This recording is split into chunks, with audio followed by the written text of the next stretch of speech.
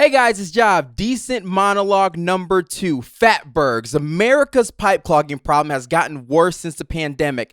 I don't know if it's because you guys learned to cook at home or if you're pouring grease down the drain instead of putting it in a can like my grandma does on top of the stove, or if you're wiping your insides with things that can't be broken down in water. But this has become a billion-dollar fix. Sewer clogs have gone up more than 50% in some areas, all due to these fatbergs. Now, what is a fatberg?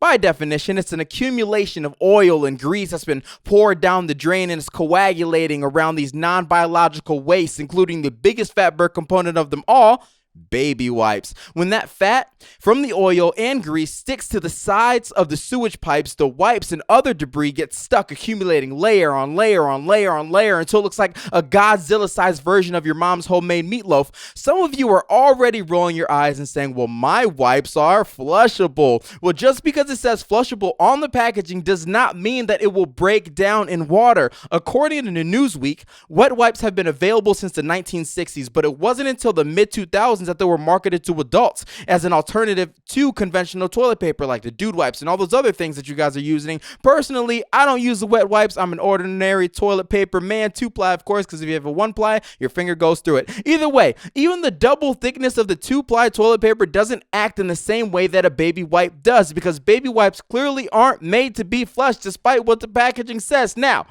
I'm no scholar. In fact, I never even finished college, but I can say this. The London Museum has a piece of an 820-foot fatberg on display in the museum. 820 feet. That is almost 250 meters for those of you that ran track in high school and still talk about it. And people have to remove these big grease-covered monstrosities from our sewers so we can keep wiping away. Clearing out the grease traps in New York City costs more than $4 million a year, and that is just one state. Granted, it's a state with a lot of different food choices and options where if you mix them together, you might need more than a wet wipe. But how do we fix this? To be honest, I have no idea.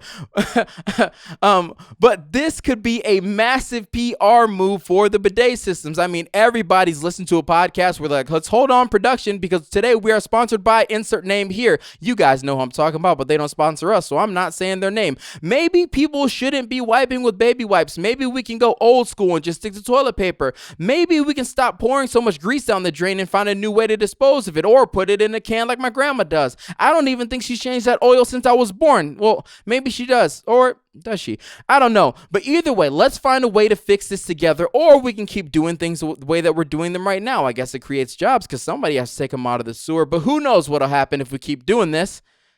All I can say is, I told you so if something bad happens. Thank you for listening.